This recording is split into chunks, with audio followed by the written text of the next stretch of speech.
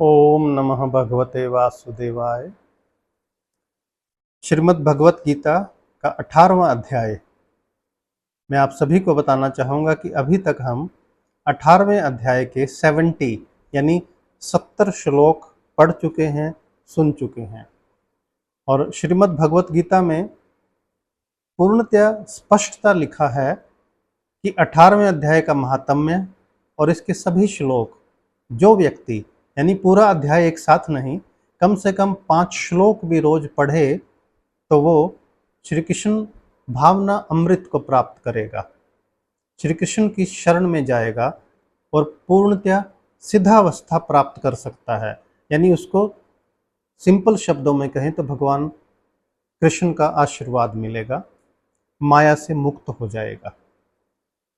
श्लोक नंबर 70 जो हमने आखिरी पढ़ा था इससे पहले, उसमें क्या लिखा गया है कि जो भी श्री कृष्ण और अर्जुन के मध्य हुई इस पवित्र संवाद को सुनता है और कहता है,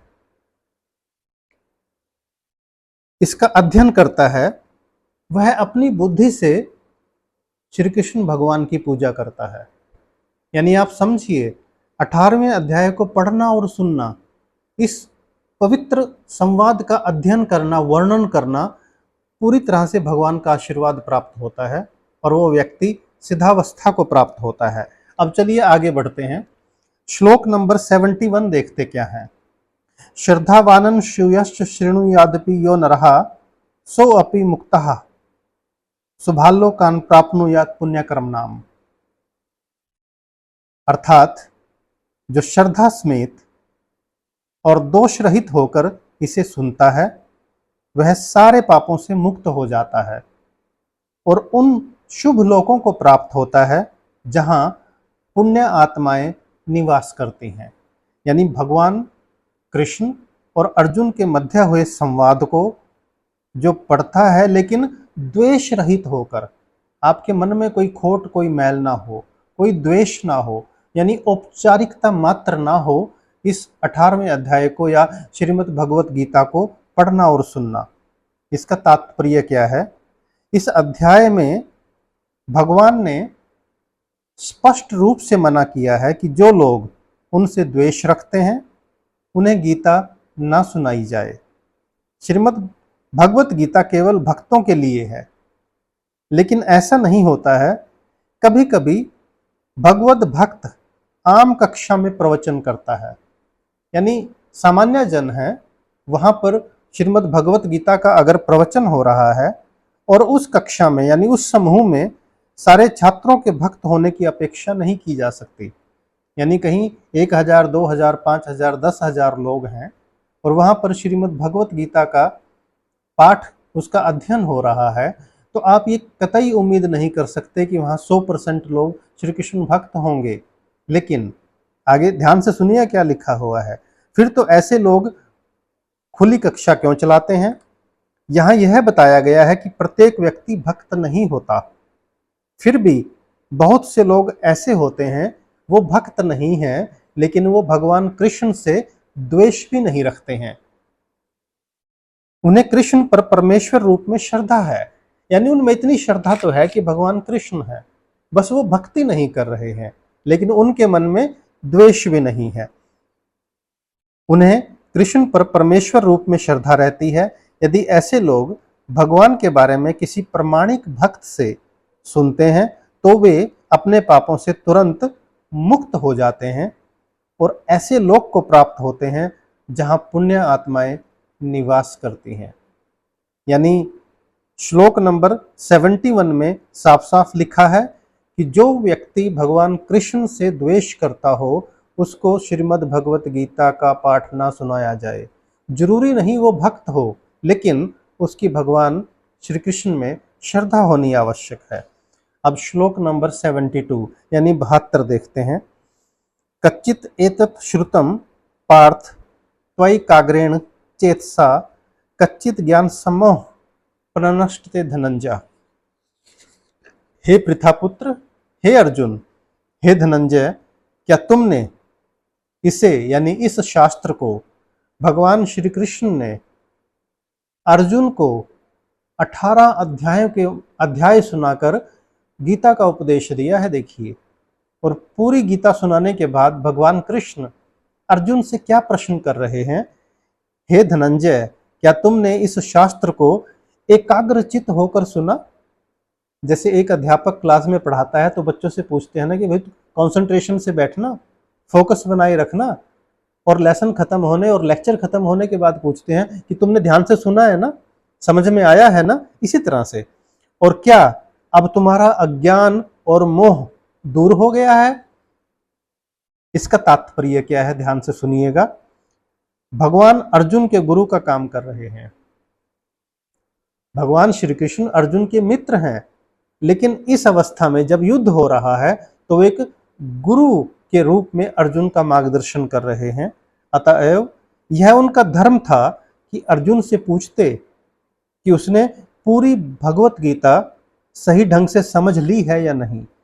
यदि नहीं समझी है तो भगवान उसे फिर से या उसके किसी अंश को दोबारा बताने को तैयार हैं।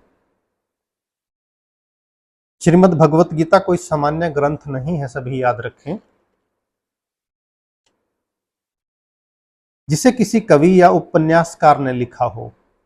इसे साक्षात भगवान ने कहा है।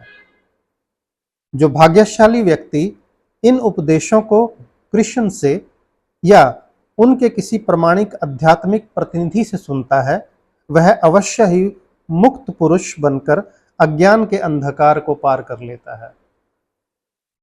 ये था श्लोक नंबर 72, जिसमें श्री कृष्ण अर्जुन से पूछ रहे हैं कि सब कुछ समझ आ गया, कोई संशय है, कोई डाउट हो तो बताइए, मैं फिर से आपको समझा देता हूं।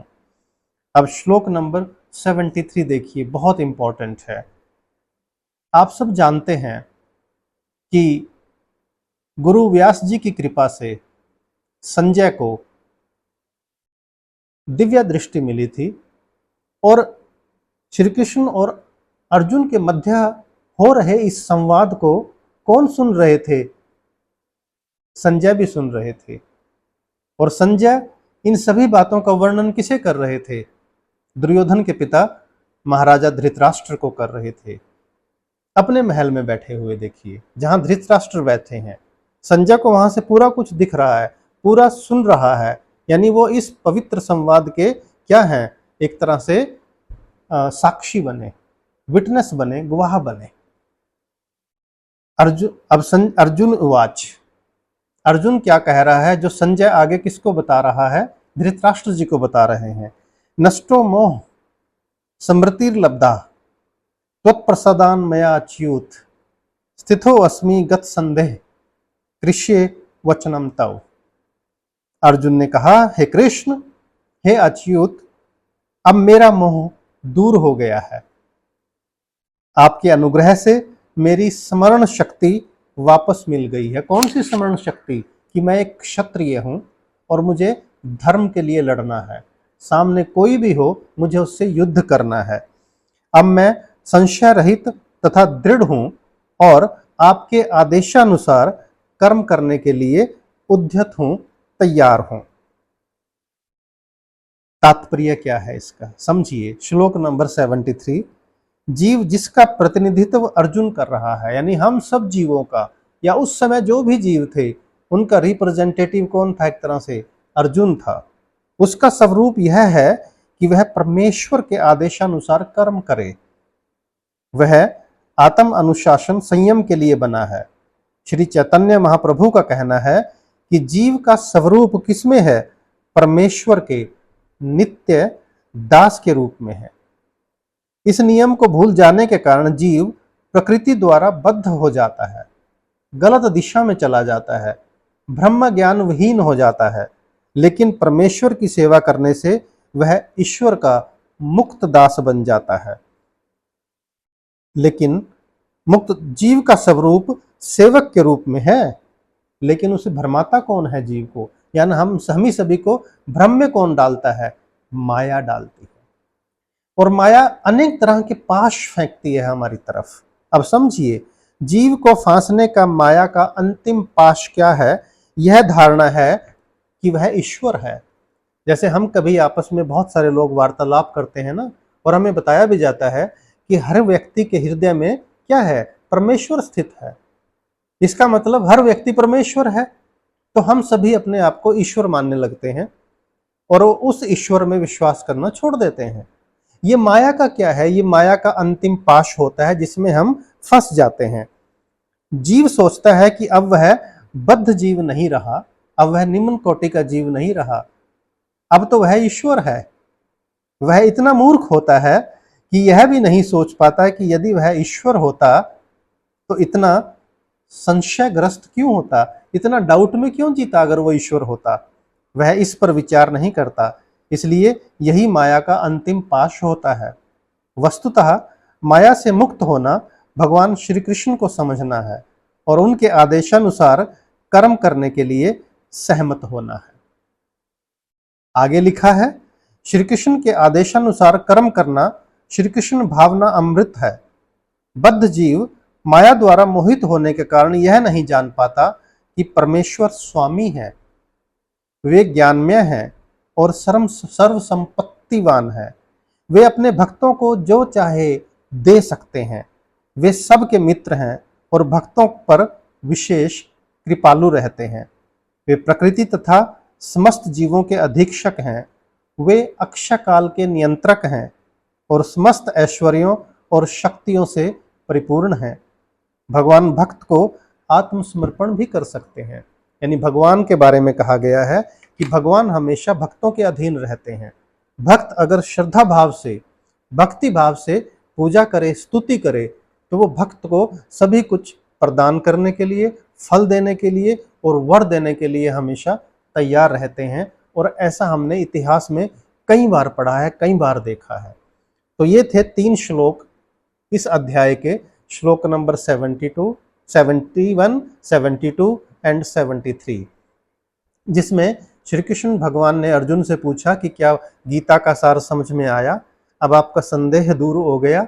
और अर्जुन बड़ी विनम्रता से कहता है कि हे श्री कृष्ण, अब मेरा मोह दूर हो गया है, संदेह दूर हो गया है, अब मैं आपके आदेशानुसार युद्ध करने के लिए तैयार हूं।